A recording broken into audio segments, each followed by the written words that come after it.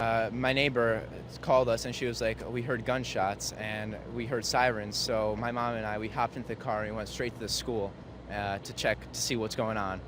And there were three children that came out. One of them had a very bloody face. It was a very violent scene. And there were two other ones that they were in the arms of a state trooper. They did not move. Their face was very pale. It was very tragic. And that an eyewitness sound from earlier.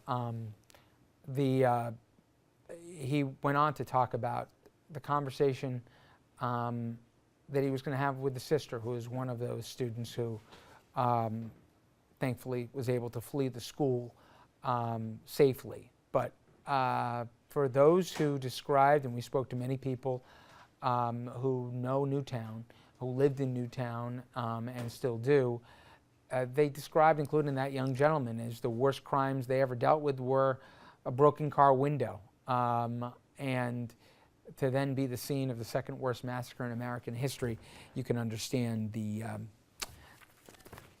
really almost impossible situation to try and make sense of. Senator Menendez, he spoke out earlier today as well in the aftermath of this tragedy. Take a listen. Good afternoon. Let me start off by saying that my thoughts and prayers are with the families that lost loved ones in the shooting in Connecticut. Horrible tragedy from everything that we can tell from the news. And I know that we're all thinking of all of those who lost their lives and all of their families. I think it's a horrible thing when you send your children to school. You think they're safe. And at the end of the day, to find out that they're not returning home to you has to be probably one of the most tragic moments in a person's life. So our thoughts and prayers are with all of those families. So here's the latest, everyone. The death toll is 28. 26 people died in that school, the 20 children and 6 other teachers and officials. The gunman then took his own life. Another body was found off of the school campus, that believed to be the father of the gunman. The mother of the gunman also, they believe to be dead as well. His brother now in custody.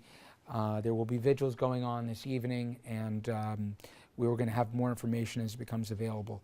Files 1 RNA will continue our coverage with this, with the very latest. Thank you everyone for joining me tonight. Megan Vega and Mike Stevens will continue the coverage throughout the evening on what is a very sad night in our region. Thank you very much. I will see you here Monday evening at 6 p.m. Till then.